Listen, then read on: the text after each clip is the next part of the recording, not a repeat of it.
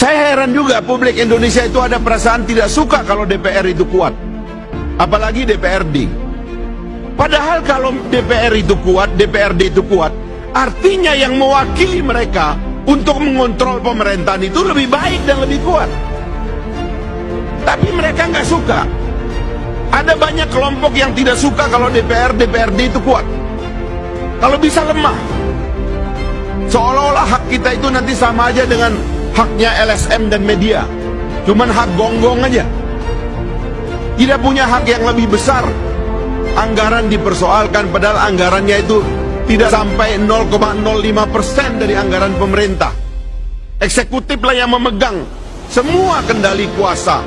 Eksekutif sebagai sejarah dari kekuasaan, induk dari kekuasaan, mengendalikan semuanya. Powernya masih sangat besar, sementara lembaga perwakilan masih sangat lemah. Sehingga kontrol kepada jalannya eksekutif, jalannya pemerintahan belum efektif. Makanya kemudian ditambahlah lembaga-lembaga sampiran yang sebetulnya kalau DPR, DPRD-nya diperkuat, maka kita tidak memerlukan lembaga-lembaga seperti itu. Karena kontrol terhadap pemerintahan akan melalui jalur yang sebenarnya. Di MD3 yang terakhir kita dipersoalkan karena melakukan 3 hal. Pertama, memperkuat imunitas anggota. Bagaimana kita ini sebagai elected official, tetapi ada sistem yang membuat imunitas kita sebagai elected official itu tidak kuat.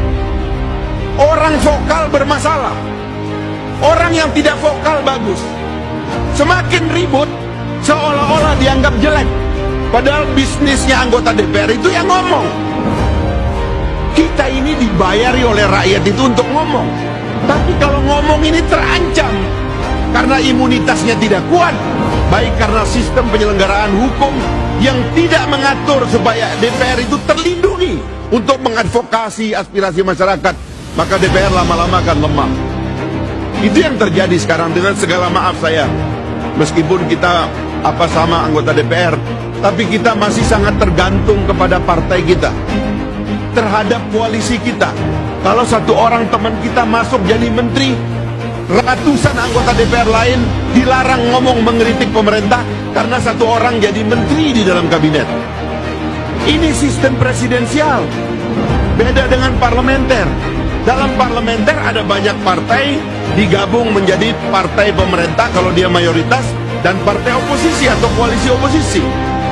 Koalisi pemerintah harus solid, tidak boleh punya kata-kata berbeda. Koalisi pembangkang katanya di Malaysia itu atau oposisi harus solid. Dalam sistem kita, sistem presidensial, presiden dipilih untuk mengeksekusi, DPR dipilih untuk kepentingan yang berbeda, sehingga nggak ada urusannya dengan koalisi. Mau 100 orang dari partai kita dibawa masuk ke dalam kabinet, anggota DPR dipilih rakyat tetap untuk kritis untuk menjaga pemerintahan. Ini sistemnya harus diperbaiki. Karena itu kita memperkuat hak imunitas. Banyak yang protes, kenapa DPR harus ada imunitas? Padahal wartawan ada imunitasnya. Bahkan aktivis lingkungan hidup ada imunitasnya.